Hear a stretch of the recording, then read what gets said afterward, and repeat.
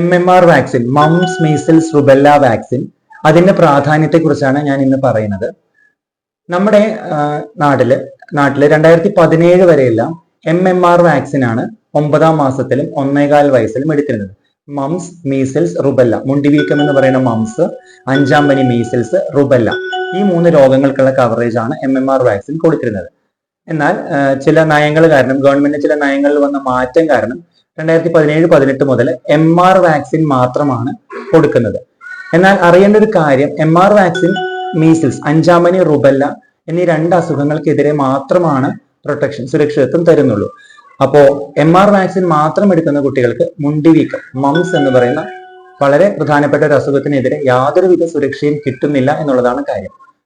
അതുകൊണ്ട് അതിന്റെ ഭാഗമായിട്ട് കഴിഞ്ഞ കുറച്ച് മാസങ്ങളായിട്ട്, കഴിഞ്ഞ ഒരു 14ഓളം മാസങ്ങളായിട്ട് 74,000-ലധികം കേസുകൾ മുണ്ടിവീക്കത്തിന്റെ നമ്മുടെ നാട്ടിൽ കണ്ടിട്ടുണ്ട്. ഇതിനെക്കുറിച്ച് മാതൃഭൂമിയിലും മറ്റു പ്രധാന പത്രങ്ങളിലും റിപ്പോർട്ടുകൾ ഉണ്ടായിരുന്നു.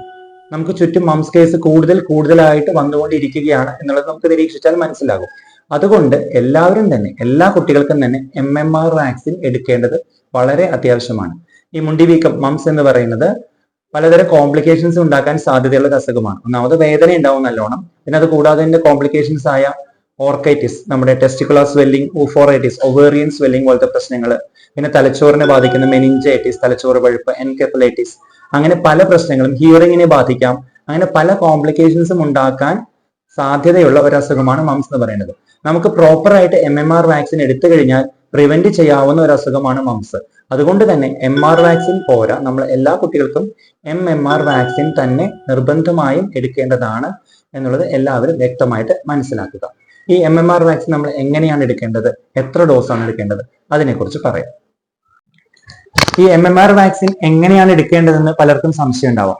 ഏറ്റവും നല്ലത് 9ാം മാസത്തിൽ, 10ാം മാസത്തിൽ ആദ്യത്തെ ഡോസ്, 1.25 വയസ്സിൽ 2ാമത്തെ ഡോസ്, പിന്നെ 5 വയസ്സിൽ 3ാമത്തെ ഫൈനൽ ഡോസ്. അതായത് 9 months, 1.25 വയസ്സ്, പിന്നെ 5 വർഷം, ഈ 3 ഡോസുകളും എടുക്കുന്നതാണ് ഏറ്റവും നല്ലത്. ഇനി നിങ്ങളുടെ കുട്ടിക്ക് 9ാം മാസത്തിൽ MR ആണ് എടുത്തിട്ടുള്ളതെങ്കിൽ നമ്മൾ ചെയ്യേണ്ടത് ഏറ്റവും ചുരുങ്ങിയത് 1.25-ലെയും 5-ലെയും 2 ഡോസുകളെങ്കിലും MMR എടുക്കുക എന്നുള്ളതാണ്. ഇനി ഒരു ഡോസ് പോലും MMR കുട്ടിക്ക് കിട്ടിയിട്ടില്ല എന്നാണെങ്കിൽ, 5 വയസ്സ് കഴിഞ്ഞു, കുട്ടിക്ക് ഒരു ഡോസ് പോലും MMR കിട്ടിയിട്ടില്ല എന്നാണെങ്കിൽ 2 ഡോസ് MMR 4-8 ആഴ്ചകൾ ഇടവിട്ട്, 8 ആഴ്ച ഇടവിട്ട് എടുക്കാം, 4 ആഴ്ച ഇടവിട്ട് എടുക്കാം. ഈ രീതിയിൽ എടുക്കുന്നതാണ് ഏറ്റവും നല്ലത്.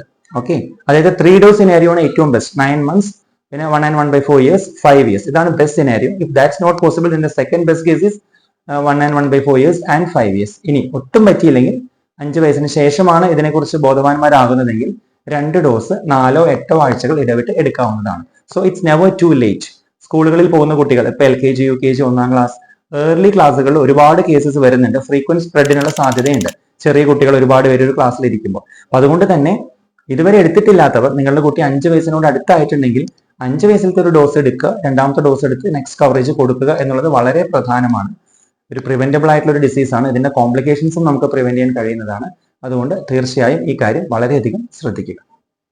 Nile super speciality hospital, Kaiparamba, Thrissur. Nobody heals you better.